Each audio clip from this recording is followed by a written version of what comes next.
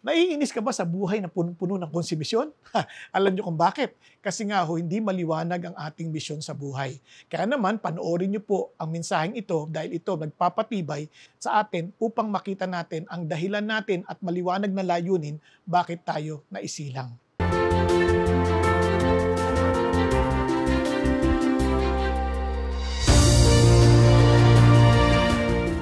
Ngayon po ay Missions Month.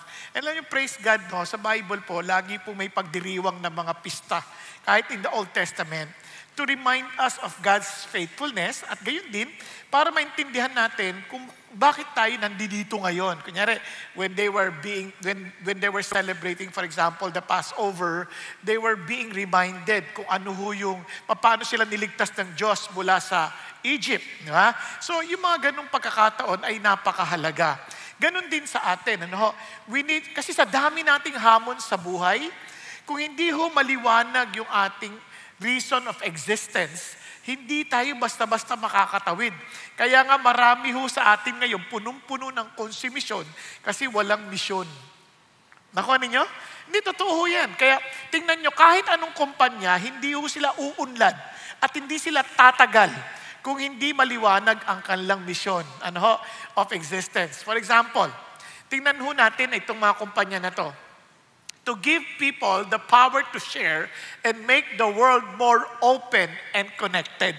Palagay nyo, hindi ho yan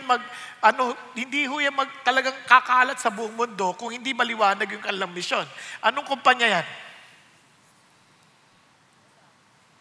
Hindi nyo maalala. Di bale, malalaman niya, Facebook. Di ba? Okay. To organize the world's information para maisaayos sila yung mga kaalaman sa buong mundo. At ito'y maging universally accessible para madali mo makuha at malaman at magamit. Ano yan? Di ba? Ang galing nyo. Alam nyo na agad, Google. Di ba? Tapos to be the premier purveyor of the finest coffee in the world. Inspiring, nurturing the human spirit, one person, one cup, one neighborhood at a time. Imagine ninyo, kape lang. Naging sikat na yan, no? Parang ang mahal-mahal pa naman. Di ba? Paano nagawa nila yun? Kape lang yun eh. Sa tagal-tagal na natin may barako eh. Bakit hindi umabot sa Amerika yung barako natin? Nakuha ninyo? Pero kasi maliwanag sa kanilang mission. Ito pa. Ayan, sabi yan, to make unique sports cars that represent the finest in Italian design and craftsmanship, both on the track and on the road. Ano yan? Ferrari, di ba? Biruin mo yung ating dating sikat na pinagmamalaking jeep. Gumagawa na tayo, di ba? Pahaba ng pahaba yung kabayo, tsaka parami ng parami. Naalala niyo po yun? Saraw. Yun. Sikat na sikat yung Saraw noon. Pero hindi naging maliwanag yung kanyang misyon. Kaya humaba na rin pati pangalan, Sara na raw. Di ba? Sorry hindi naman sa paninira ho sa kanila. Kaya lang, it only means na pag hindi maliwanag yung mission natin, hindi tayo tatagal. Now, tayo po, natanong nyo rin po ba, bakit ka ba naipanganak? Why do you exist as a person? Di ba? Tanong yung katabi mo, ikaw, ano bang dahilan mo? Ba't ka ba naisilang? Di ba? Sabi ho sa biology, 500 million semen ang nag-away-away at ang mukhang lumabas, yan. Sa dami na po ng pagpipilian, ba't ito pa? Di ba? Pero praise God, kasi ibig sabihin, ikaw ay nagwagi. Di ba? Kaya wala hong taong talunan. Wala hong taong isinilang na talunan. Kasi nga, lahat tayo ay panalo. Di ba? Out of so many, parang semen na nagtalo-talo, yung pinakamalakas, yun ang nanalo. Di ba? Praise God. Kaya naman, sabi ho ni Mark Twain, ang ganda ho yun, paalala niya sa atin, the two most important days in your life are the day you are born and the day you find out why. Alam nyo, itong malungkot sa marami, no? Kung hindi tayo nilikha ng Diyos, obviously, hindi na natin kailangan maintindihan ano ba yung mission na yan, di ba? Kasi, total, aksidente lang naman tayo from non-living things to living things to becoming a monkey. Tapos, biglang nag-evolve ka na into a person like us, di ba? Siyempre ako, hindi man ako papayag nun. Medyo hawig, pero hindi talaga. Di ba? Mas improved naman na tayo doon, malayong-malayo na. Yun, daming book, ako nga halos wala na eh. Pero ang ibig ko sabihin, parang wow, yung bait ng Diyos sa atin, because we are created beings, we have mission, we have reasons of existence. Tama? Now, ngayon, ang problema, may mga tao, malungkot na nga, hindi nila alam yung mission nila, mas malungkot yung nabubuhay sila sa maling mission. Di ba, mas malala yun. Kaya tama si Pastor Peter, binanggit niya ito kanina umaga. The greatest tragedy is not death, but life with the wrong purpose.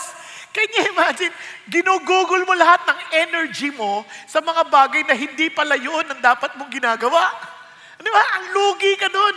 Biro mo, inubos mo lahat ng resources mo, oras mo, tapos hindi pa, parang ano yan, naalala niyo ba yung nag-exam ka, tapos ilang linggo kang nagpupuyat para tapusin mo yung parang home exam na yan, tapos nung sinabit mo, tuwang-tuwa ka, excited ka, ganda ng ginawa mo. Pagdating mo, after a week, para i-check kung anong grado mo, nakalagay doon. Failed. Malaking failed. Bakit? Nakalagay, good report, good presentation, good research, but this is not the assignment. Ang lungkot, no? Ilan sa atin ang ganyan? Parang laban tayo ng laban sa buhay, but the end of the day, hindi pala ito yung pinagagawa sa akin ng Diyos. Kaya ho, iyan ang bagay na dapat natin maintindihan. God has specific mission for each and every one of us. But we have to embrace God's mission. Now, maraming taong gusto nila kagad yung mga specific na kagad. Ito, ano kayang will ng Lord sa akin mapapangasawa ko? Lalaki na maputi o maitim. Mga ganun ba? Huwag natin munang pag-usapan yung specific. Merong overarching na mission ang Diyos na binigay sa atin. Before He went back to heaven and giving us the Holy Spirit, sabi niya, meron akong papagawa sa inyo. And this is very specific. Sabi niya, and Jesus came up and spoke to them saying, all authority has been given to me in heaven and on earth. Sino naniniwala na ang kapangyarihan sa langit at sa lupa ay na kay Kristo? Anybody? Okay, pakita sa kamay, huwag kayo maya. Ngayon, good. So almost every one of us believe that. Now, ang tanong, how many of us na nire-recognize natin yun, ina-acknowledge natin authority na yun, maging sa ating mga sarili. That yes, He has authority over me. Sige nga, pakita sa kamay. Okay, good. So yung iba hindi na sigurado, ano kaya? Authority ba siya? So normal lang yan. Ngayon, if you believe that God has authority over you and you recognize that, you acknowledge that, ano sabi ni Lord? Therefore, make disciples. Sino sa atin nagde-disciple para kay Jesus? Ayan, umunti na umunti. Napansin niyo ba? Nagkaroon ng malaking disconnect. I believe in His authority, pero hindi ko naman siniseryoso yung kanyang pinasasabi. Hindi mo tinatanggap yung authority niya. Kaya nga, ang gandang yung word niya, therefore, sa makatwid, di ba? Kung naniniwala ka that He has authority over heaven and earth, then sa makatwid, make disciples. Now, kung sakali man si Pastor Peter mag-preach sa oras natin, huwag niyong kakalimutan to, lagi siya nagpapa-exam. Ano daw yung main verb dito? Ang main verb is make disciples. Sa Greek kasi, ito yung compound word, make disciples. Ngayon, yung go, yung baptize, at saka yung teach, bagamat yan ay mga verb din, pero yan ay mga verbal participles. Okay? Kaya wag na wag kayong magkakamali. Kasi patataasin kayo ng kamay. Pag nagtaas kayo sa go at nagtaas kayo sa baptize o kayo sa teaching, yari kayo, bagsak kayo sa exam. Diba? At hindi ko kayo kilala. Kasi tinabi ko na sa inyo, tinuro ko na sa inyo, huwag kayong kasi siyempre as a teacher, gusto ko lahat tayo pumapasa. Pero isang bagay na naintindihan, the reason why I'm sharing this with you, kasi lahat tayo, may kanya-kanya tayong giftings, no? Pero meron tayong common na mission. For example, hindi lahat tayo gifted na kumanta sa harapan to lead worship. Hindi naman tayo lahat tinawag ng Diyos para mag-lead ng worship. But we are all called to make disciples. Tama? Hindi tayo lahat tinawag mag-usher. Pero lahat tayo tinawag to make disciples. Hindi lahat tayo may gift of generosity. Pero lahat tayo tinawag ng Diyos to make disciples. So, kumbaga, bagamat may iba-iba tayong mga giftings, pero meron tayong mandate na binigay ang Diyos. And that is to make disciples. Paano ko gagawin yan? Sabi ng Lord, go! Sasadyain mo talaga yan.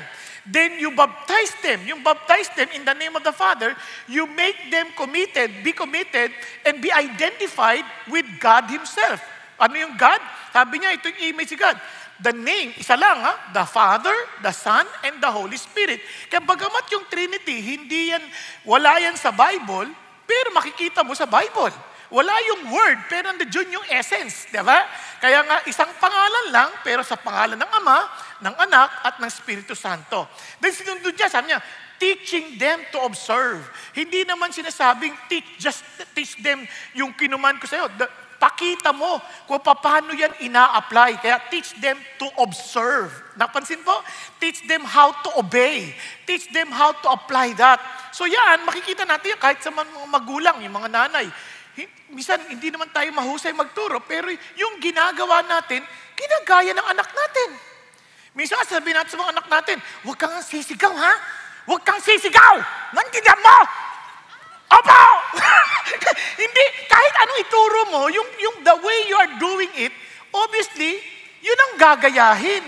Nakuha? Ayoko nag-aalala ka, ha? Pwede? Matuto kang maging kalmado. Kakainis mo. Magtataka siya din gagayahin niya kahit anong sabihin mo, hindi kasi nila nakikita basta yung sinasabi. Kaya nga, observe. Tama? Yun ang idea ng Panginoon Diyos. And ang ganda, and I am with you always. Hindi kita iiwan. Sasamahan kita. Kaya naman, sa CCF, yan ang ating main thing. Kasi we major on the major and we keep the main thing. Magkamali, kumbaga sa bagay na hindi natin, ang dami natin mga activities, di bali mo nang hindi maatinan lahat. Huwag lang yung to honor God and make Christ committed followers who will make Christ committed followers. Kaya nga meron tayong D-groupings, no? Because we are helping others to be committed followers of Jesus. At sa ganun din, sila rin matuto rin to be followers of Jesus. Kaya ho tuloy-tuloy ho yan. Kaya mapapansin nyo, pinakita ni Jesus yan. Kaya nga, unang-una, we are to honor God. In everything we do, hangad natin for the Lord is to be pleased. And obviously, we can please Him by following His mandate, His command. Kasi pag di mo sinunod yung command, binabastos natin yung kanyang authority. Nasusundan po natin. Kaya sabi ng Panginoon, tinan nyo sabi ni Paul, therefore, we also have as our ambition, whether at home or absent, to be pleasing to Him. Yun ang ating hangad. Kaya sabi ng Lord, for we must all, ulitin ko we must all appear before the judgment seat of Christ. Walang exemption. Pakisabi sa tabi mo, haharap ka kay Jesus para ikaw ay litisin o huhusgahan.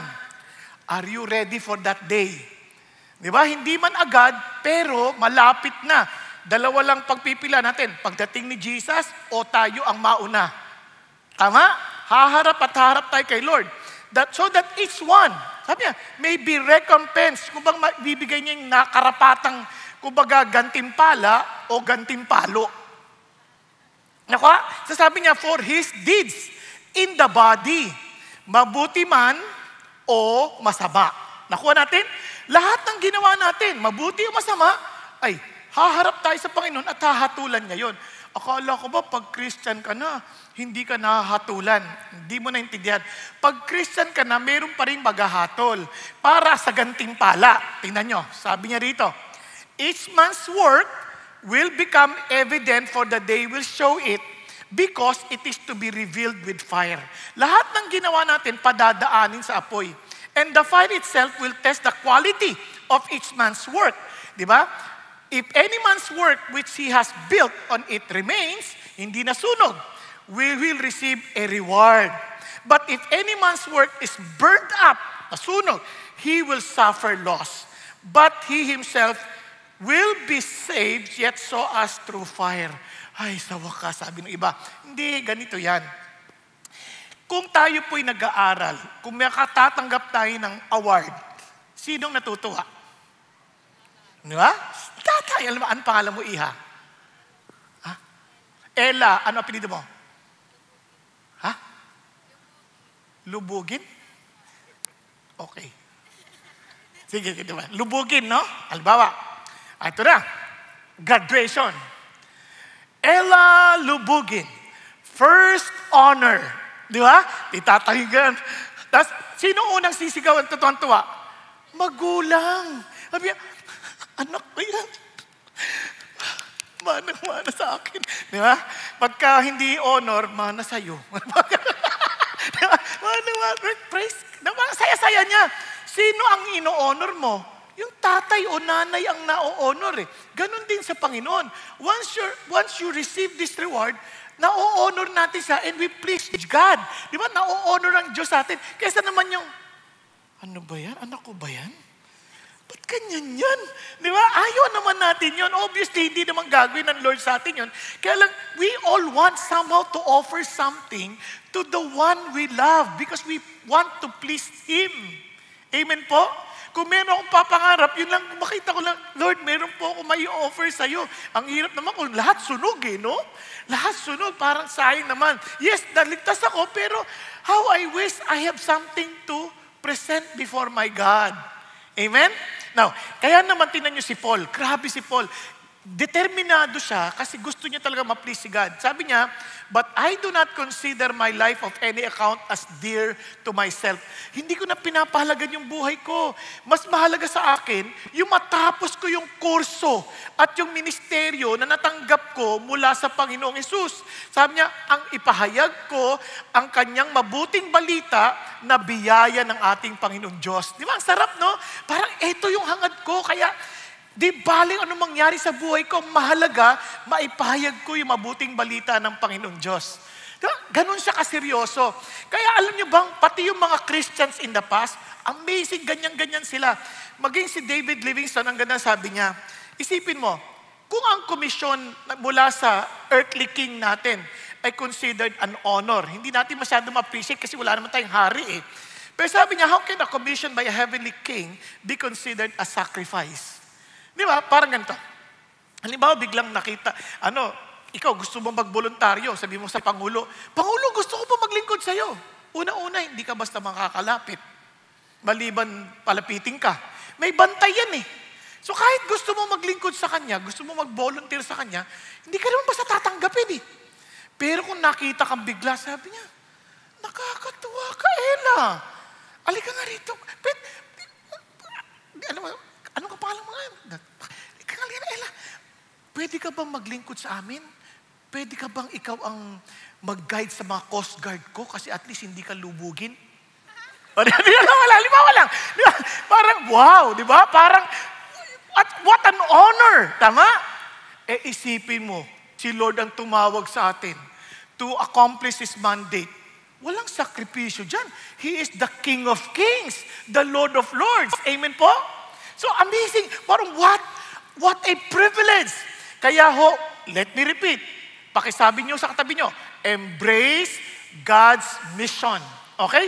Yakapin natin yung mission ng Diyos. Mabuhay tayo according to that mission. Amen po? Now, paano natin gagawin yan? 3 bagay ayon sa binasa natin kanina. Have the eyes of Jesus, have the heart of Jesus, have the urgency of Jesus. Anong ibig sabihin nito? Simulan natin sa have the eyes of Jesus. Sabi niya sa Matthew, tingnan niyo po Jesus was going through all the cities and villages, teaching in their synagogues and proclaiming the gospel of the kingdom and healing every kind of disease and every kind of sickness. Napansin niyo si Jesus, He was so intentional. Kung paano niya sinabing go and make disciples, He Himself demonstrated that. Siya mismo pumupunta sa mga villages, sa mga cities. At that time, sabi ni Josephus, isang Jewish historian, mga 200 villages and cities in Galilee alone. At doon, pinupuntahan niya, at yung smallest village, mga 15,000 yun na tao. And he was willing to go to these different kinds of people to minister to them, whether they are somebody or nobody. Basta he went there as in to minister to as much as possible to everybody. Nakuha? Kaya amazing si Jesus. Ngayon, Ganyan din ang hangad niya para sa atin. Kaya yung mga Christians in the past, yung nakilala ni si Jesus, umakyat na si Jesus sa langit, at binigay sila ng Holy Spirit, tingnan nyo naman sila, kahit pine-persecute na sila. Tingnan nyo sabi, they took his advice, and after calling the apostles in, they flogged them and ordered them not to speak in the name of Jesus. And then he released them. Kunwari sinabi sa inyo, okay, go, make disciples. Nahiya ako, ayoko. Biglang sabi niya, ikaw wag na kayo magpipreach. Siguro iba sa atin, yes. Yes. Pero hindi Sila baligtad. Nung nirelease na sila, sabi, wag i-preach si Jesus, they went on their way from the presence of the council, rejoicing, tuwang-tuwa pa, that they had been considered worthy to suffer shame for His name. Iba nga ayaw na pag ininsulto siya, siguro buang against ka, no? Eh, grabe, parang ayaw mo na lang magsalta. Tapos pag tinukso ka pa sa opisina, oy, pastor, ano ba? No, pastor, no? Kasi pag nagkasalta ka tungkol kay isa sasabihin, pastor eh. Di ba? O kaya kung ano-anong insulto tatawagin sa'yo, oy, Padre Damas, huli ka dito. Parang, naiinis ka. Pero sila baligtad, tuwang-tuwa pa that they have been considered worthy to suffer shame for His name. Tapos tingnan nyo ang ginawa nila. Huwag daw magsalta tungkol kay Jesus. And every day, in the temple, and from house to house, they kept right on teaching and preaching Jesus as the Christ. Hindi lang sila sa templo pa, sa lugar ng kung saan nagsabi sa kanilang huwag sila magpipreach. Tapos nagbahay-bahay pa sila. Nakakatuwa. Ganon sila kaseryoso sa kanilang misyon. Okay ba yan? Now, tingnan nyo, lalong lumala pa yung persecution, di nangagkalat na sila kung saan sila napunta. Anong ginawa nila? Therefore, those who had been scattered went about preaching the word. Grabe, no?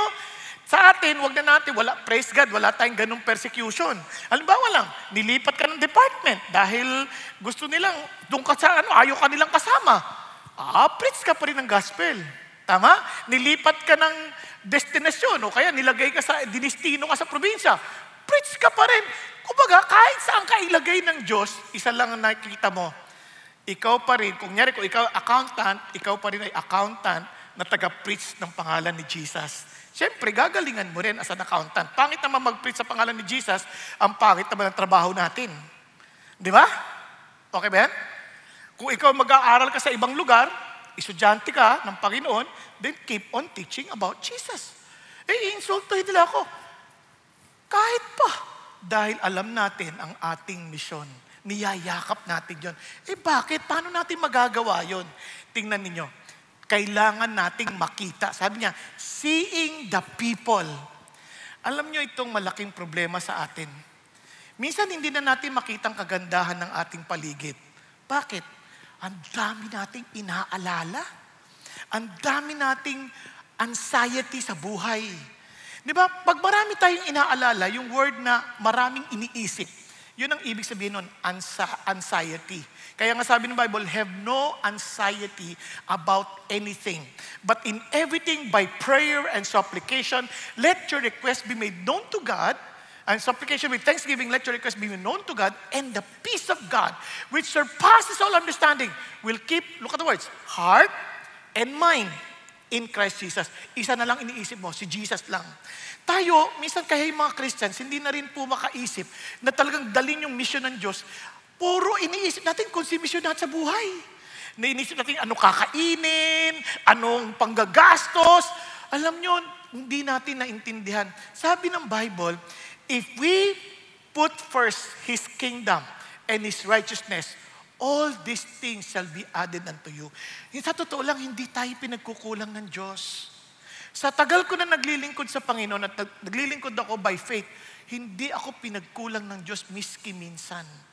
Maging ang aking mga anak nakapagtapos sa pag-aaral. And God provided for them. Kaya nga, mapapansin nyo, kaya iba, hindi ho nila makita. Minsan, yung iba po, nakita lang yung tao. Kung sila may nagtatrabaho, hindi naman po masama yung nagtatrabaho sa insurance. Ano?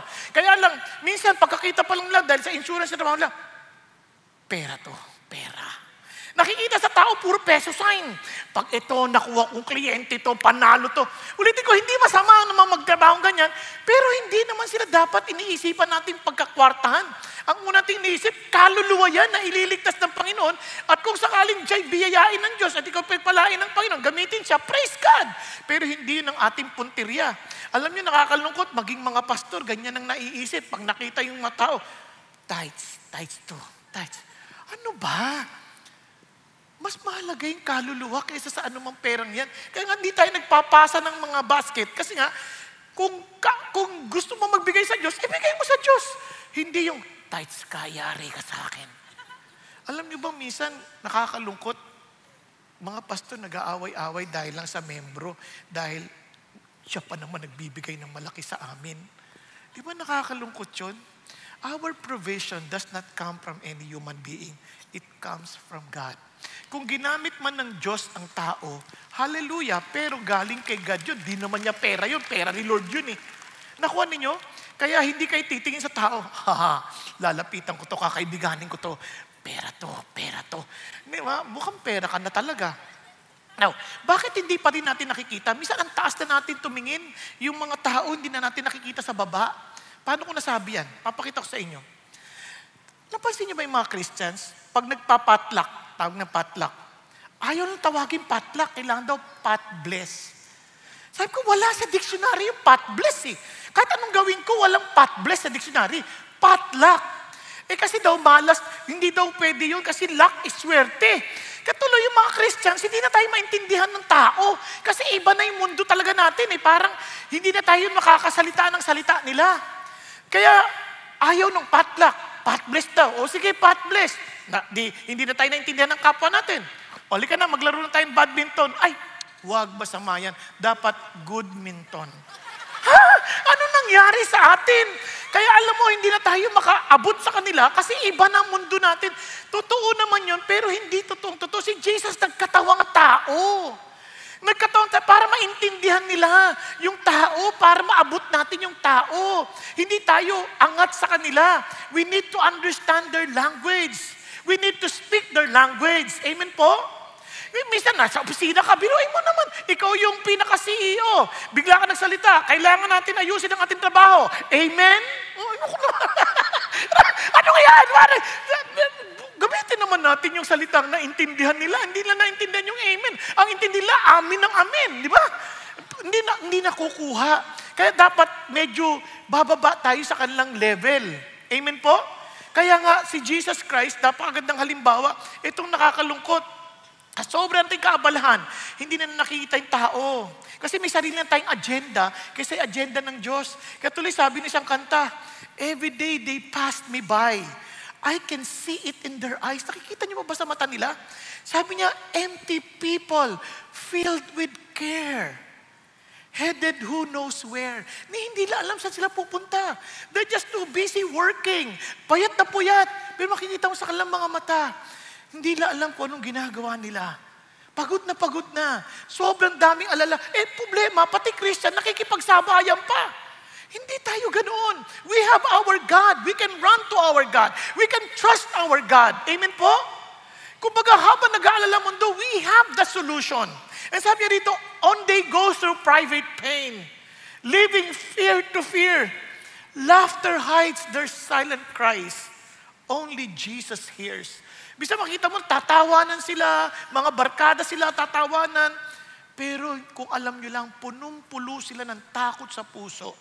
Tinatago nila lahat ng kapighatian nila sa puso. Kung lalapitan mo lang, kakausapin, kung tinitignan mo lang sila mabuti, at pinanonood sila mabuti, baka sabihin mo, kamusta ka na talaga? Iniwan na ako, nasa awa ko eh. Bigla niyo mararanasan, kawawa naman pala itong taon to. Kala ko tawa ng tawa lang. Yung pala, iniwan na siya ng asawa niya. Yung anak ko hindi umuwi eh. Sumama sa boyfriend. Iyak na naman, iyak. Pinag-aral ko siya ng mabuti. Ganyan. Tapos kausapin mo, classmate mo. Kumusta ka na? Eto, walang nagbabago, bagsak pa din. Kinopyahan ko na yung kanan, kinopyahan ko yung kaliwa. Pareho silang mali. Kawawa. Kasi hindi natin pinapansin, hindi na alam kung anong ginagawa nila. Nakuha natin, But God is telling us, come on, people need the Lord. At the end of broken dreams, sabi nga ng awitin, He's the open door. People need the Lord. When will we realize people need the Lord? Alam nyo ho, kaya tingnan nyo, ang karamihan sa mga quote-and-quote Christians, parang na rin pariseyo. Ang nakikita, puro kamalian. Tingnan nyo, parang sabi niyan, then it happened that Jesus was reclining at the table in the house. Behold, many tax collectors, mga traidor sa bayan, naniningil ng buwis para sa Romano. And sinners, tingnan nyo, malalamang ba agad isang taong sinner, maliban sila'y kilalang mga makasalanan? Kunyari, katabi nyo, masasabi bang sinner yan? Kunyari, uy, babaero to. Hindi mo masasabi hanggat hindi siya kilalang babaero. Tama ba? Kasi tayo lahat, mukhang anghel tayo eh. Di ba? Parang nalaglag lang. Ganon. Pero hindi natin agad mapapagbintangan ng sino man hanggat hindi natin nakikita. Pero ito, for them to say that they are sinners, kilala silang makasalanan. And Jesus was dining with them. And when the Pharisees saw this, they said to His disciples, sabi niya, tingnan niyo naman yung bossing niyo. Sabi niya, they're eating with the tax collectors and sinners? Anong klaseng tao yan? Remember, birds of the same feather are the same birds. They flock together, tama? Kaya sabi niya, tell me who your friends are and I will tell you who you are. Oo nga no, pero bakit si Jesus? Ang sinagot ni Jesus ganito, hindi naman ako nagpapa-impluensya sa kanya dahil ako yung Diyos eh. Sila ang ini-influensya at inaabot ko. Kaya sabi niya ganito, when Jesus heard this, He said, it is not those who are healthy who need a physician, but those who are sick. But go and learn what this means. I desire compassion and not sacrifice. For I did not come to call the righteous, but the sinners. Alam niyo kung meron tayong nakakatuwa, may kapangyarihan tayo kasama si Jesus. Kung tayo kilala natin si Lord, hindi tayo magpapa-impluensya. Tayo ang mag-i-impluensya. Amen po?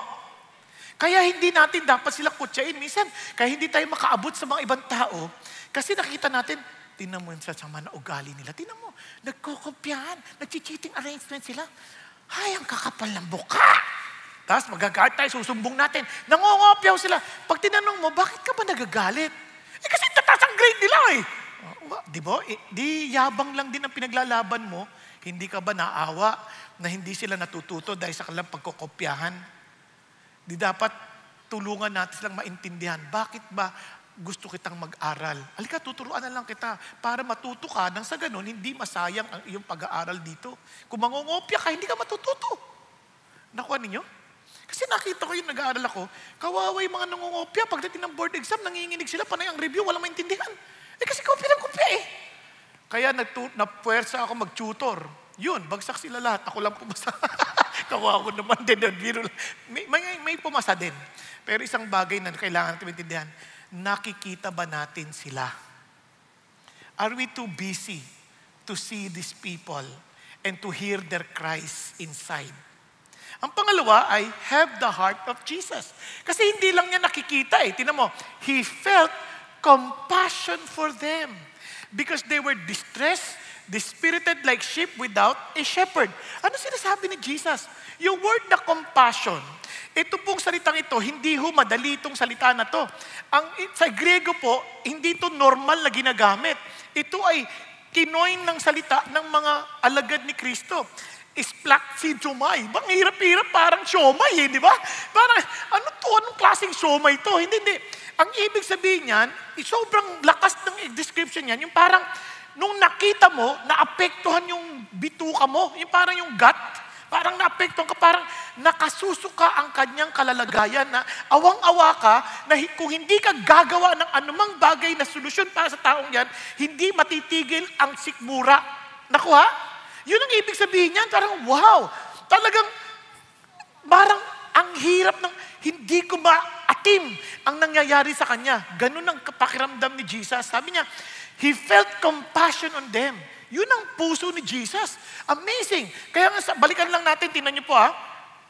They were distressed, dispirited, Imagine yung mga, anong klase yung distressed, dispirited. Tapos sabi niya, they are like sheep without a shepherd. Kawawa po. Unang-una, ang mga sheep, ano yan dependent yan sa shepherd. Hindi sila mabubuhay ng maayos nang walang shepherd. Hindi sila makakakain, lagi lang aalalahanin saan kami kakain. Hindi sila mapapaliguan, hindi sila magiging maayos, hindi mapapakinabangan ng kanilang balahibo. Wala silang direksyon. They will always be afraid because nobody will ever take care of them. Di ba't yan ang buhay ng maraming tao? Yes, sa labas mukha silang okay, mayaman, pero ang dami lang fears.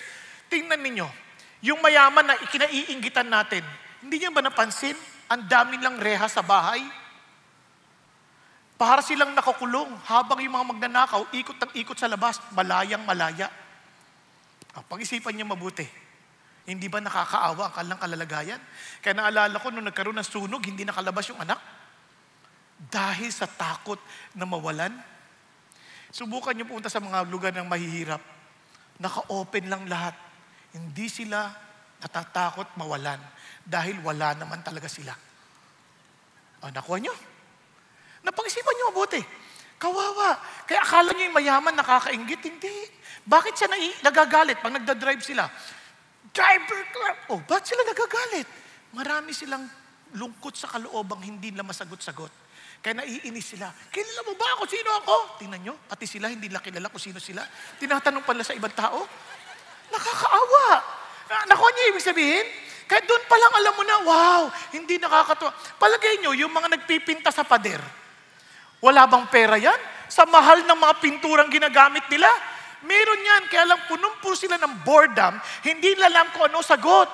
So they thought by doing vandalism, masasayahan sila at parang nagkaroon sila ng saysay sa buhay. But in reality, they're very lost. They are dispirited, they are distressed. Kaya naman, tayo naman, nagkakaroon tayo ng ibang pananaw pag may problema ang tao. Bakit? It is an opportunity for them to know Jesus. Kapag naghihirapan ng tao, hallelujah, hindi ito problema. It's an opportunity to embrace God's mission. Nagkakaintindihan? Kaya huwag tayo malulungkot. Uy, grabe, may problema kami sa opisina. Nagkakatanggalan. Habang lahat ay nag-aalala, ikaw naman, praise God because my future is in the hand of my Lord. He knows my future. I don't need to be afraid. Diba? Kasi siya, ang grabing insurance policy natin. Kasi kaya natin silang hikayatin. Naalala ko si John Wesley, nagpipreach siya sa mga heathens. And yet, wala siyang pagkakilala kay Jesus. Nung nandun siya sa barko, talagang bunagyo sila. Lahat, nagkukuhanan ng pan-jacket na panligtas. Si John Wesley, takot na takot. Sabi niya, nagpumunta ako para iligtas sa mga heathens. Pero sino magliligtas sa akin? Samantalang yung mga Moravians, kanta ng kanta, binibigay pala yung life jacket nila sa kanila. Kanta ng kanta.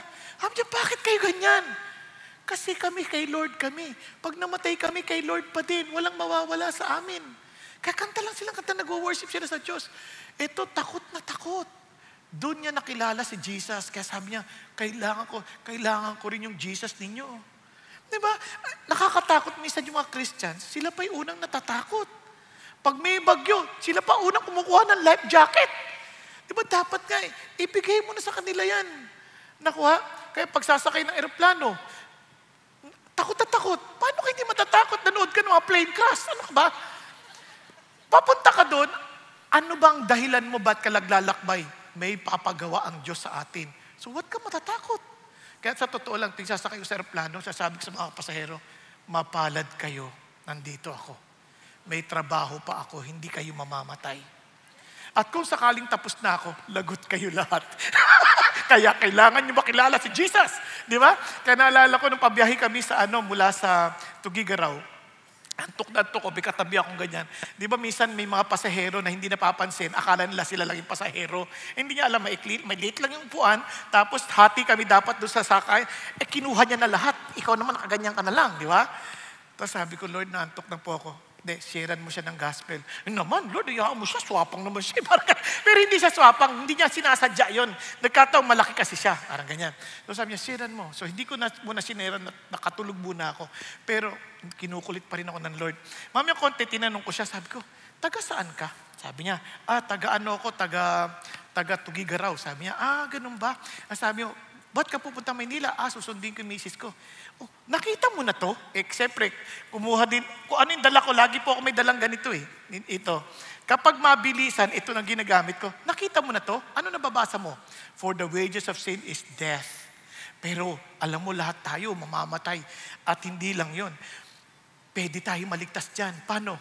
But the free gift of God is eternal life. O, di ba? Basahin mo ha. Ayan. Tapos kwento na siya. Alam mo, tapos nagkikwento na, ipababa niya. Sayang, sana kaninong pa ako kinausap. Kasi bitin ako eh. Parang gano'n, bitin ako, sana kinausap. Dihiyang-hiya talaga yung sabi ko. Di bale, panoorin mo na lang ako ha. May pelikula ako sa YouTube eh. Nagtuturo ako. Pastor ako eh. Ganun. Ganun ba? O sige. Di, nagkausap kami. Tapos kinuha niya yung tiningnan niya yung YouTube channel. So praise God. So, ibig sabihin, ang daming tao, wow naman talaga eh. Sayang nga, nahiya ako kay Lord. Ngayon, baka tanungin nyo, saan ko nakuha to? Bumili lang ka ng MX3, meron to sa ibabaw eh. Di ba? Hindi ko pinopromote yung MX3 ha, pero kung kailangan nyo talaga, kung gusto natin, lahat maraming paraan. Pero pag ayaw natin, maraming dahilan. Di ba? Pwede nyo rin gamitin ito. Halimbawa, tinanong mo lang. Di ba? Kung hindi ka sanay. Ang bait nga ng Diyos eh. Kung talagang may puso tayo sa tao, hahanapin talaga yung paraan. Basahin nyo lang to ng araw-araw, hindi nyo memorize. Maaalala nyo to in 30 days, hindi nyo na makakalimutan. Araw-araw nyo lang babasahin. Now, alam nyo po ba, nakakatuwa to, yun yung best decision. Tanungin mo lang, anong pinakamagandang desisyon na gawa mo sa buhay? Nung nag-asawa ako, wow, okay lang ba sa'yo? Ikwento ko sa'yo yung pinakamagandang desisyon na nagawa ko? Di ba? O sige nga, siyempre makikinig ka, nakinig ka na eh. Ako naman. Papabasa ko sa iyo. Ito yung pinakamagandang desisyon na nagawa ko. Basahin natin. O di ba? Hindi mo naman kailangan, babasahin lang natin eh. Nakuha ninyo? Kaya kung talagang gusto natin, tutulungan naman tayo ng Diyos. Nakuha? Kaya lagi, kung wala kang dala, dahil lagi mo siyang binabasa, mamememorize mo siya, masasabi mo sa Kanya. Nakuha po, ang mahalaga, nakikita mo ba yung iyak ng mga tao na to? And do you really feel that compassion? Kasi pag hindi natin nararamdaman yon, for sure, hindi natin ipaglalaban. Kita niyo si Jesus. Yung mga tax collector na naman at mga sinners, nakikinig sa Kanya. Ito mga Pharisees, grumble na naman. Grabe naman ito. Share ng gospel. Hindi niya naintindihan. Hindi. Sabi niya, this man receives sinners and eats with them. Kaya nag-grumble sila. Ano sabi ni Jesus? Sabi niya, so he told them this parable saying, what a man among you, if he has 100 sheep, and has lost one of them, does not leave the 99 in the open pastures and go after the one which is lost until he finds it. Alam ng Panginoon na kapag ang tupa nahiwalay, patay na yan. Kasi flocking animals sila eh. Ang flocking animals, pag nagkakasama-sama sila, okay lang, safe sila. Pero pag nahiwalay yan, naku, wala na, patay na. Kaya si Lord hindi siya titigil hanggat hindi niya nahahanap yun. And while every one of us, we seem to be okay with the people around us, in reality, we often feel we are all alone. Parang pakiramdam natin para akong nag-iisa. Pag may problema ka na, pakiramdam mo para ka nag-iisa. Pag may sakit ka na, pakiramdam mo para ka nag-iisa. Di ba? But our God will really find us. Kaya tayo naman as Christians, if we have the very same heart of Jesus, pagkakataon yun, may mga sakit, puntahan natin. Di ba? May problema, pasyalan natin. Kasi it's our chance to tell them, my Jesus cares for you. Naalala ko po, napagalitan ako ng Lord nung galing akong Davao. Kasi ako po, pag nakita ko may nangangailangan, tinutulungan ko naman. Di nakita ko, mabigat yung binuhat ko. Thank you po. Ako naman, ganun lang. Kasi pa-cute, di ba? Mas may nadapa, kinulungan ko. Tapos sabi ng Lord, anong ginagawa mo? Tinulungan ko po, di ba? Pamaya, nakita ako niyan sa YouTube. Sabi niya, mabait kang mamang yan. O ngayon, sabi niya, dapat sinabi mo, thank you po, mahal ka ni Jesus, kaya ako ginawa yon. Di ba, ang laking pagkakaiba yon? Pinagalitan ako, hindi mo yung galit na sa Lord. Parang sinabihan sa akin, next time ha, pag tumulong ka at nagpasalamat sila, sabihin mo, dahil mahal ka ni Jesus, kaya ako ginawa yon. Sabi ko, Lord, thank you po sa paalala. Kasi hindi naman ito para maging cute tayo, kundi para makita nila si Jesus nagmamahal sa kanila. Amen po? So yun ang sinasabi ng Panginoon. Kaya tingnan nyo sa Acts 4, sabi niya, bakit natin gagawin yun? Kasi wala namang kaligtasan, kundi sa pamamagitan lamang sa pangalan ni Jesus Christ. Wala nang ibang paraan. It's not joining CCF. It is not knowing Pastor Bong or listening to me. It is entirely on Jesus alone. I cannot save you. Kahit magpa-picture ka sa akin ilang beses, ipakita mo sa langit, Lord, may picture kami, oh. Wala yan. Hindi kikilalanin yan. Ang kikilalanin lang si Jesus na nasa sa atin. Amen? Kasi dami tao pa-picture na ma-picture. Binubura naman pagkatapos. Di ba? Walang may tutulong sa atin yun.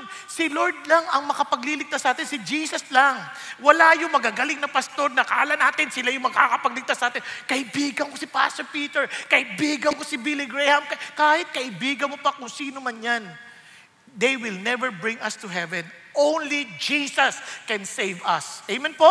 Because there's no other name under heaven that has been given among men by which we must be saved. Panoorin po natin ang patotoo ng ating kapatid. For 20 years, I was slave to drugs and self-destruction. But Jesus found me and gave me a mission. Good afternoon. My name is Brother Johnny King Jr., 47 years old, a husband to Lani, and a father of 4. I grew up in a broken home, searching for identity and belonging. I got caught up in the wrong things. Fraternity life, drugs, gambling, drinking, and gang fights. People called me back the black sheep of the family. Even after finishing college and getting married to Lani, I did not change. I went back to womanizing, drugs, and surrounding myself with the wrong crowd. When my father passed away in 2009, my heart hardened even more. I became abusive, manipulative, and full of rage. I hurt my wife, my children, and my siblings deeply. Eventually, they could not take it anymore. They pulled away and was losing everyone. That's when my family made a hardened decision to send me to a therapeutic rehab center in Batangas. I was completely cut off. For 8 months, I have no communication with my loved ones inside that rehab. Life was harsh. Forced labor, emotional and mental isolation, even being locked behind bars for months. My mental health suffered badly. In my lowest point, I began crying out to Jesus. Not because I knew Him, but because I have no one else. I would pray in prostration. Jesus, if you are real, help me. I did not know if He heard me, but I kept praying anyway. Then God answered. My mother pulled me out of that rehab and brought me to Penwell Home, a Bible-based recovery center. The place was different. I was treated like a person, not a problem. I was encouraged to read the Bible. And slowly, I began to experience something I have never felt before, the compassion of God. It was not just rules and religion. It was a relationship with our Lord Jesus Christ. My heart began to change. During my time there, my wife and kids started visiting again. We worshiped together. And in one of those moments, I broke down and told God, from this day forward, I will follow you for the rest of my life. And by His grace, He began restoring everything I thought I have lost. My marriage was restored. My children welcomed me back. My relationship with my mom and sibling was healed. We were given a new beginning. But God did not just heal me. He gave me a mission. After graduating in Penwell in 2013, I could not ignore the burden in my heart to reach others who were broken like I was, especially those behind bars. In 2015, I was assigned to lead the CCF Biyahe Jail Ministry or Binigyang Laya ni Jesus under the leadership of CCF MI. We started small 5 jail visit per week with around 30 PDLs or person deprived of liberty, attending a few volunteers, some of whom were former inmates themselves. We faced a lot of rejection. At first, some jail officer did not take us seriously, but we pressed on. Every week we led worship, shared devotion, and conducted small group using the 4Ws and GLC materials and purpose-driven life. We pray with the inmates, disciple them, and raise up leaders among them. Over time, we added family days, medical mission, gift-giving retreats, even boodle fights to help them feel seen and valued. By God's grace, the ministry grew today. Biyahe Jail Ministry reaches out 40 city jails nationwide, 2 rehab center ministering, praise be the Lord, ministering to around 2,400 PDLs annually with the help of 180 faithfully and dedicated volunteers from different CCF satellite churches. We even received accreditation from the BGMP national headquarters. Some of those were released now and attend CCF. Some have joined D groups and others have become leaders and themselves. I never imagined God could use someone like me to reach others, but that's what He does. He transformed lives. He sent us back to the field to love others with the same compassion we receive. Today, my wife and I continue to be discipled and lead our own D group. We also serve in CCF Taytay Council of Servants, still amazed that God could use our broken story to bless others. I was completely lost, but Jesus found me, healed me, and sent me. There are still so many out there hurting, forgotten, behind physical and spiritual bar. The harvest is plentiful, the need is great, but there's always hope and true transformation in Jesus. My name is Johnny King Jr. Once was lost, but now I am found, and by God's grace, I will continue serving and sharing the good news wherever He send me. To God be all the glory. Amen. Praise God. Isipin nyo, no? Pag inisip mo talaga, parang wala nang saysay yung buhay na yan. Eh. Parang wala na yan. Drugista, wala.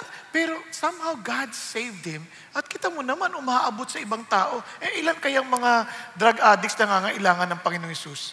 Yung iba nga, hindi naman kailangan drug addicts eh. Marami pang ibang klaseng mga addiction na pinagdadaanan na sa buhay. Kaya ho, yung sagot ho ay yung mabuting balita ng Panginoon Kristo. Kaya ho, meron pong urgency. Kaya we need to have that urgency of Jesus. Tingnan nyo kung bakit ganun ka-urgent na lamang. Then He said to His disciples, the harvest is plentiful, but the workers are few. Anong ibig sabihin yan? Isipin nyo, ang dami na nung aanihin. Pag hindi natin naanihan on time, mabubulok lang yan, sayang. Di ba? May timing ang pag-aani. Ang problema, walang sapat na manggagawa. Saan tayo kukuha ng manggagawa? Kaya may urgency. Andyan na yung ani. By the time na baka sakali, hindi na, titigas na yan, manubulok na yan. O di magtatanim na naman ulit. Pag nagtanim na naman ulit, baka manigas na yan, hindi na yan talaga magbubunga. Kaya we need to take talagang the opportunity, grab it right away. Kaya lang we need more workers. We are in a hurry. And praise God sa mga taong tulad ni Johnny. Alam si Johnny, kapatid ko yan eh. Kasi Johnny King, ako Bongsa King. Huwag na natin intindihin yan. Diba? Pero what I'm trying to say is this. Ang tragedy po, sabi ni Vance Havner, of our time is that the situation is desperate. Sobrang desperate. But the saints are not. Alam nyo kung kaya minsan hindi na talaga kumikilos, kasi wala naman tayong matibay na conviction. Pag-isipan nyo mabuti. Ang heart ng Diyos, gusto niyang maligtas ang tao. Kaya isip natin, pag siniran mo, baka tanggihan lang ako. Hindi, ang totoo niyan, mas hangad ng Diyos maligtas ang tao. Kasi sabi niya, He doesn't want anyone to come to perish, but for everyone to come to repentance. And they are lost. Wala silang pinupuntahan. They're just going around. Para silang mga tsubibo na talaga walang pinupuntahan, walang direksyon. And there is life after death. Whether you believe this or not, mayroong buhay after death. One, either you will spend eternity with Jesus or you will spend eternity in hell. Hindi biro yun. Parang napaso ka na ba? Ang sakit ko na imagine for eternity, ganun ang ramdam mo na sinusunog ka. Hindi biro yan. And sabi ganun, and Jesus is the only way to be saved. Kung naniniwala ka na ito talaga lang paraan, pwedeng hindi natin sabihin. Kasi kawawa, kamag-anak natin, kapitbahay natin. Minsan hindi na natin makita yung kapitbahay natin kasi inaaway natin kapitbahay natin. Sabi natin, yung aso nilang ingay-ingay, ang bao-bao. Hindi. Bakit inuisip mo pa yun? Mas mahalaga yung kaluluwa nila. Baka pag naging Christian yan, yung aso nila paliliguan na. Di ba? Kasi nakapark sila lagi sa harapan namin. Hindi kami makalabas. Huwag nyo na isipin yun. Kukotse lang yan eh. Kasi naman pag nag-iinuman silang ingay-ingay lang, kumakanta silang bidyoke, hindi kami makatulog. Talagang ganun kaya nag-iinuman niya, naghahanap ng kasiyahan sa buhay yan.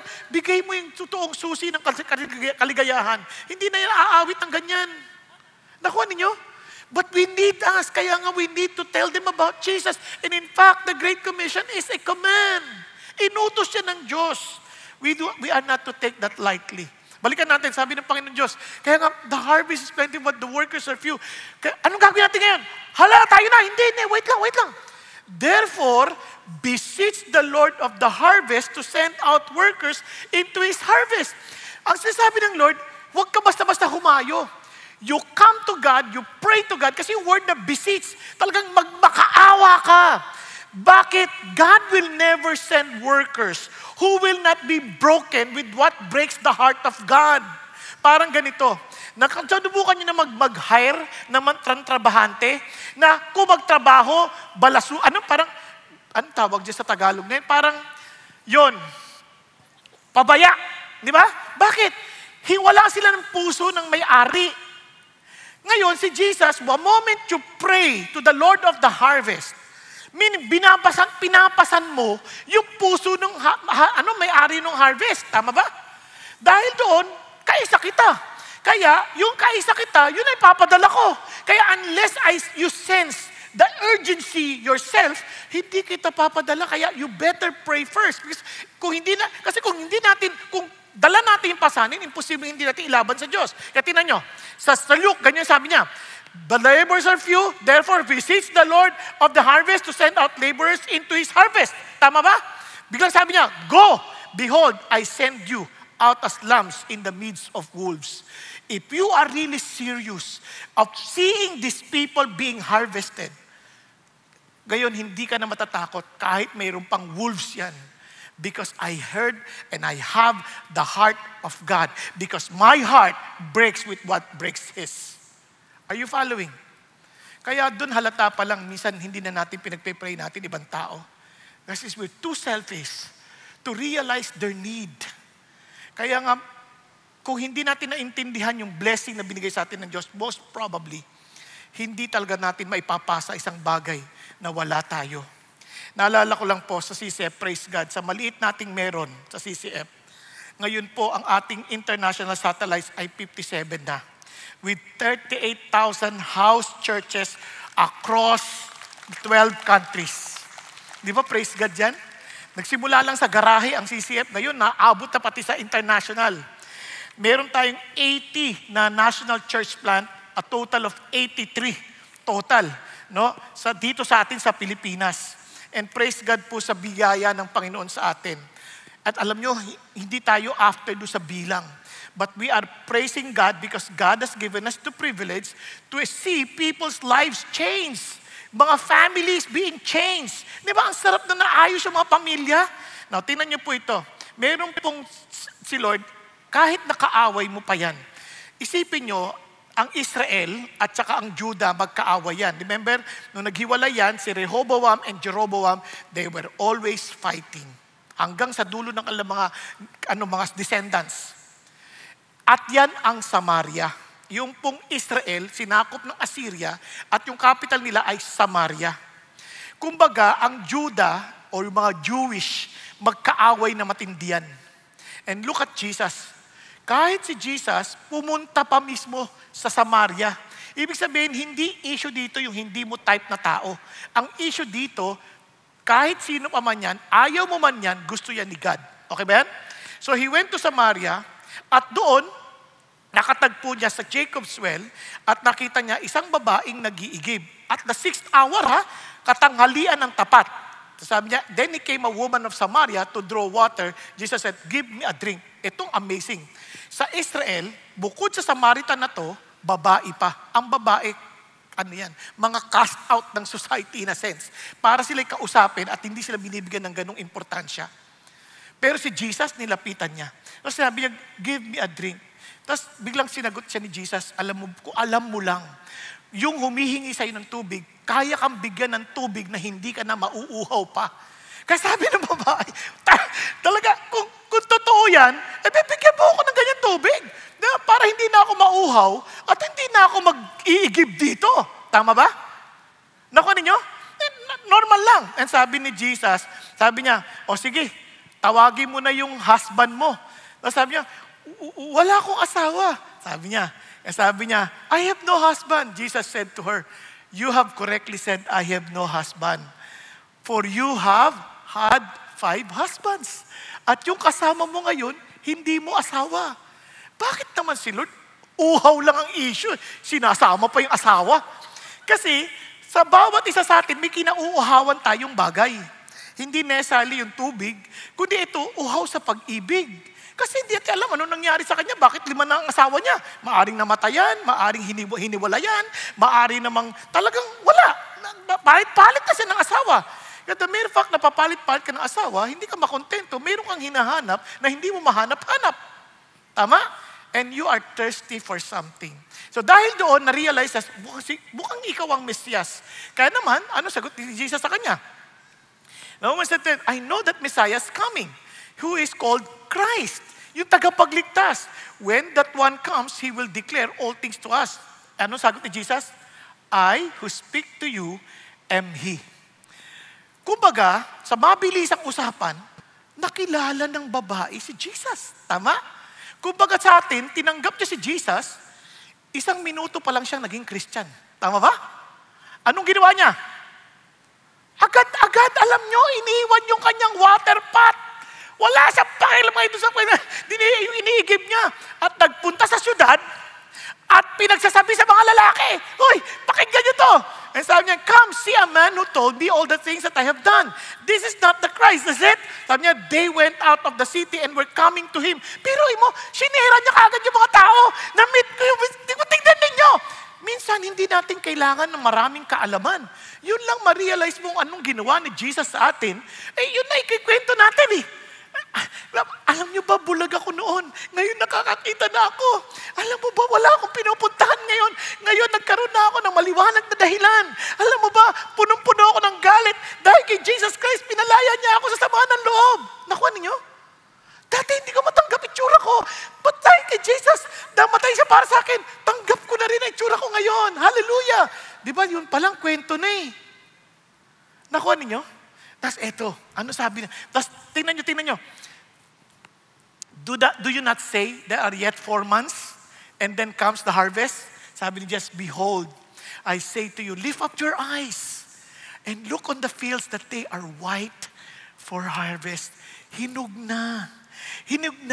Kaya naman, tingnan niyo yung mga tao. From that city, many of those Samaritans believed in Him because of the word of the woman who testified. Amazing. Sa testimony lang ng babae, ang daming lumapit kay Jesus. And He told me all the things that I have done. So when the Samaritans came to Jesus, they were asking Him to stay with them. And He stayed there for 2 days. And look at this. From that, sabi niya dito, many more believed because of His word. And they were saying to the woman, it is no longer because of what you have said that we believe, for we have heard for ourselves and know that this one is indeed the Savior of the world. Hallelujah. And alam niyo, sabi ni Lord, tingnan niyo, ready na for harvest, hindi na kayo ang nagtanim. Yung babae nagtanim, kayo aani na lang. Tama ba? Mga kapatid, kaya tayong gamitin ng Diyos. Alam niyo, kung alam niyo lang, ang CCF, hindi lang tayo po nagmi-minister sa iba. Tumutulong din tayo sa ibang ministry para kapartner natin. Ngayon, ito, kapartner natin sa International Cares Ministry. Panoorin po natin anong ginagawa ng Diyos sa Mindanao at Visayas. Mabilis na lang, tingnan niyo lang po. Panoorin lang natin.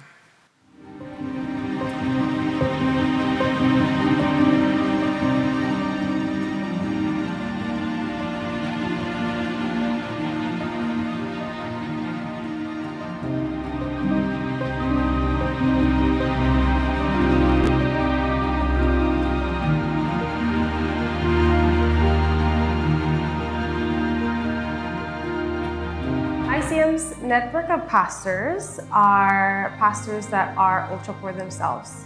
They don't have big churches. They might not have food on their tables, but their priority is to deliver the gospel to these communities. It's actually quite overwhelming. How do we help care for pastors who have so much passion but yet so little education and really want to serve their community? And so that's kind of the burden that we share as ICM leadership is how do we partner in an effective way to those pastors?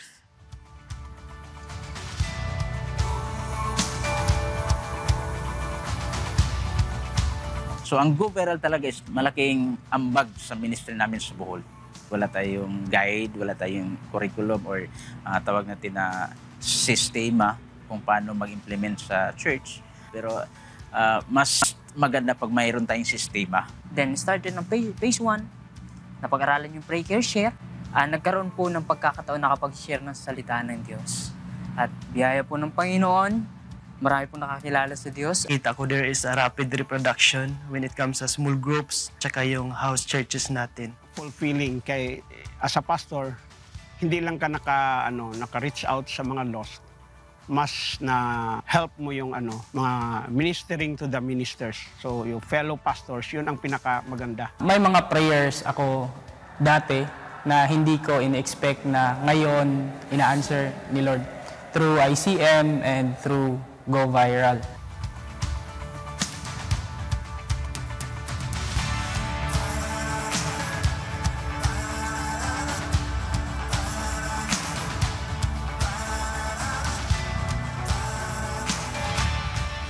Praise God. Napansin niyo po, hallelujah, napakabuti ng Diyos. Alam niyo po, nagturo ako minsan sa kanila, nagulat po ako, narinig ko po isang pastor, pamilya nila kinakain karton. Na wala sila makain. Narinig nyo kanina, di ba? They don't even have food on their table. And yet, they were ministering to their fellow poorest of the poor community. Nung nagturo ko, naglakad pa sila 2 hours, 3 hours para makinig lang. Sabi ko, nahiyang-hiya ako kasi, Lord, sana kami na lang naglakad papunta sa kanila. Kaya lang, mahirap din na magtitipon-tipon, di ba? Kaya doon ko naintindihan, Lord, thank you na binigyan nyo kami ng pagkakataon maging partner nila. Pero para maintindihan ninyo, 90% ng buong mundo hindi pa ho nakakarinig doon sa nabubuhay sa 1040 window. Ang ibig sabihin 1040 window, ito yung equator, mga 10 to 40 degrees. In between 10 to 40 degrees, yung hilera na yon, 90% hindi pa nakarinig kay Lord. Para maintindihan nyo kung saan ang kasama dyan, ayan, kasama Middle East, Northern Africa, India, China, Malaysia, Philippines. Kasi nyo, itong Philippines, ito lang tinatawag natin the only Christian country in the Far East. Dito po, Muslim yan. Dito po, Hindu. Dito, Buddhist at saka atheist, di ba? Tapos ito, yan? Buddhist din at saka Muslim. Bakit tayo hinirang ng Diyos?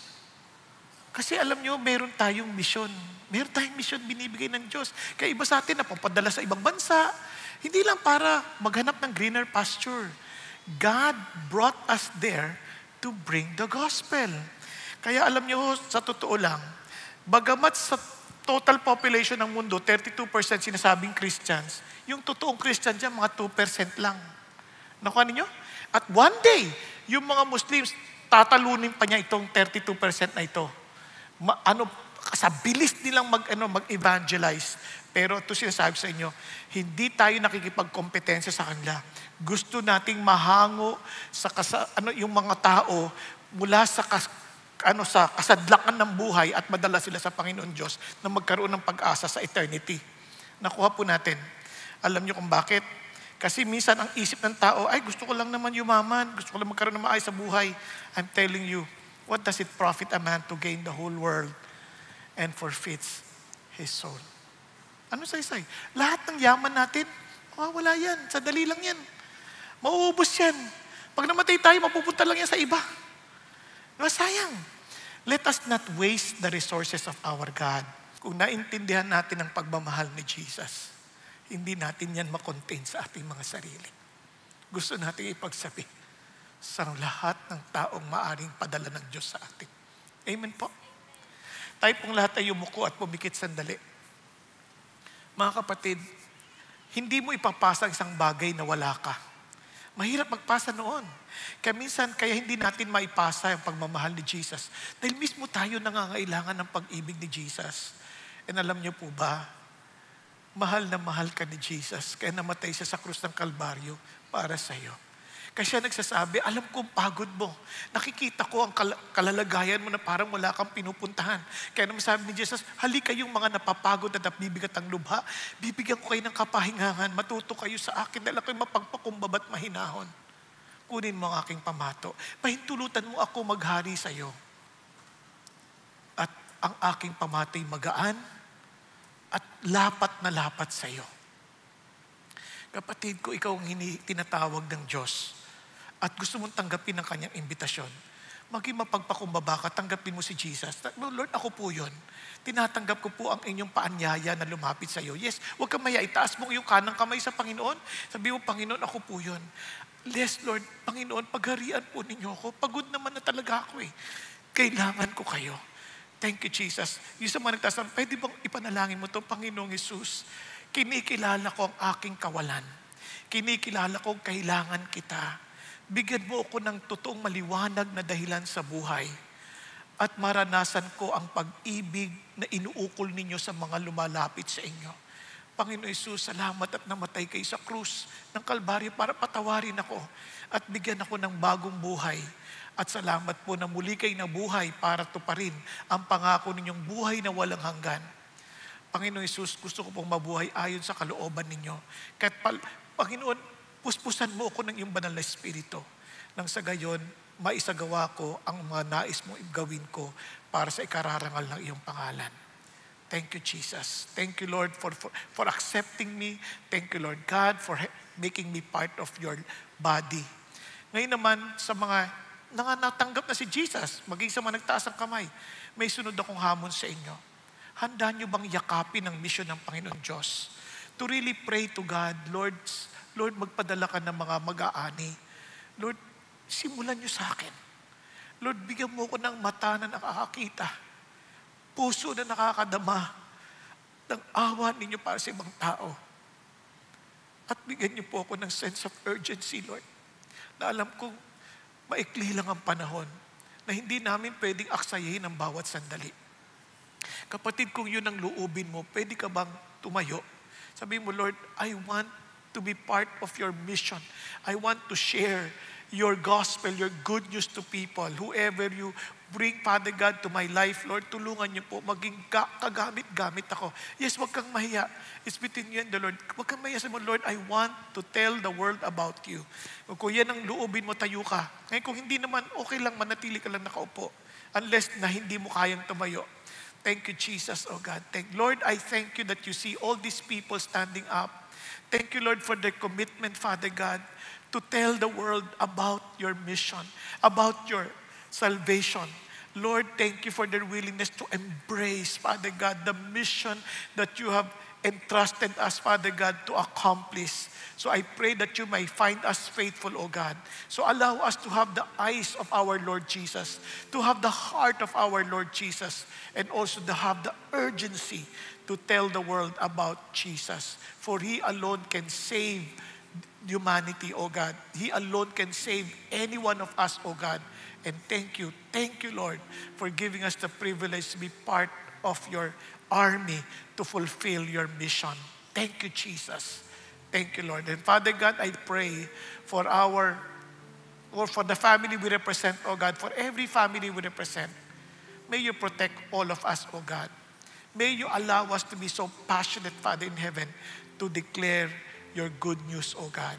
Salamat din, Panginoon, that you will empower your people, Lord God, with your Holy Spirit, that we may have the boldness, Father God, to declare, to preach, and to teach the good news, Father God, to everyone you will bring to us, oh God. Thank you, Jesus.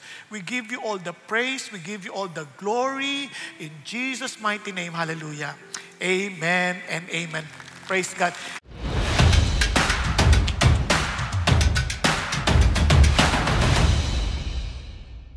Pinagpalang araw, CCF family. Welcome to Sunday Fast Track, where you ask real-life questions and we give you biblical truths. Ako po si Albert mula sa Sports Ministry at kasama po natin ang ating speaker na si Pastor Bong upang sagutin ang inyong mga katanungan. Magandang araw po, Pastor Bong. Magandang araw din sa iyo, Albert. Maraming salamat po sa inyong mensahe tungkol sa buhay na may misyon. Para po sa una nating katanungan, sa pananaw po ninyo, ano ang mga kadalasang dahilan kung bakit may mga taong namumuhay na parang walang maliwanag na layunin? Alam mo, karamihan sa atin, pinalaki ng mga magulang na wala ring maliwanag na layunin. So pasa-pasa lang yan. Kaya naman, ang Panginoon nilinaw to sa atin. Sabi niya, ako ang ilaw ng sanlibutan. Ang sino mang lumalakad sa akin ay hindi nalalakad sa kadiliman pa. At hindi alam ng tao yon na tayo po ay nasa dilim. At kaya naman kung saan lang tayo pumupunta, kung ano lang yung gustuhin natin, yun ang ating ginagawa. Pero ang Diyos meron siyang maliwanag na layunin sa bawat isa sa atin. Kaya kung lalakad tayong pabalik sa Kanya, pamubuhay tayo ayon sa Kanyang pangunguna, yun, makikita natin ano yung layunin niyang itinalaga para sa atin. Kaya yun ang pinakamahalagang bagay sa buhay. Ito, alam niyo na nakakalungkot, kahit may mga tao na akala nila meron silang layunin, kanya lang, yung kanilang pinamumuhay ay hindi layuning ayon sa talagang tinalaga ng Panginoon Diyos para sa kanila. Katama si Pastor Peter, sabi niya, ito ang mas trahedya sa buhay ng tao, ang mamuhay na may maling layunin. Thank you so much, Pastor Bong. Pangalawa po, paano po ninyo ipapaliwanag ang pagkakaiba ng maling layunin at tamang layunin sa buhay, lalo na sa konteksto ng pananampalataya? Ayan. Alam mo, sa tao, isipin niyo to, kung hindi tayo nilikha, wala tayong pag-uusapang layunin kasi parang lahat ay aksidente. At yaman din lamang naniniwala tayo na tayo nilikha ng Diyos. Meaning, meron siyang dahilan kung bakit niya tayo nilikha. Meron siyang specific na layunin para sa atin. Kaya, paano natin malalaman kung tama yung layunin o hindi? Hanggat hindi tayo nakakonekta sa Diyos, hindi natin malalaman kung tama yung ating ginagawa o hindi. Kaya kailangan bumalik tayo sa Diyos na siyang naglikha sa atin upang mapaliwanag sa atin kung ano yung layuning itinalaga niya para sa atin. Thank you so much po, Pastor Bong. For our last question, ano ang mga paraang upang matulungan ang isang tao na mahanap ang tamang layunin ng kanyang buhay ayon sa kalooban ng Diyos? Ayan. Katulad na sinabi ko sa kanina, una, kailangan niya makipag-isa sa Diyos. At pag nakipag-isa sa Diyos, doon niya magiging familiar siya sa mga naisin ng Diyos. Malalaman niya mula sa salita ng Diyos. Malalaman niya mula sa mga kapatiran niya sa Panginoon. At doon makikita niya, ito pala yung nais ng Panginoon. Sa Biblia, meron pong mga maliwanag ng sinabi, ito yung layunin. At yung specific, yun na yung sa lakad mo sa Espiritu Santo. For example, isa sa mga layunin ng Diyos ay maging intimate tayo sa Kanya. Kasi sabi ng Bible, pagka yung pinakabuod ng Kanyang salita ay mamahalin siya ng buong puso, kaluluwa at lakas, at mamahalin ng ating kapwa gaya ng pag-ibig natin sa ating sarili. Ang isa pang mga maliwanag na layunin ng Panginoon, humayo ka at gumawa ka ng mga alagad ko.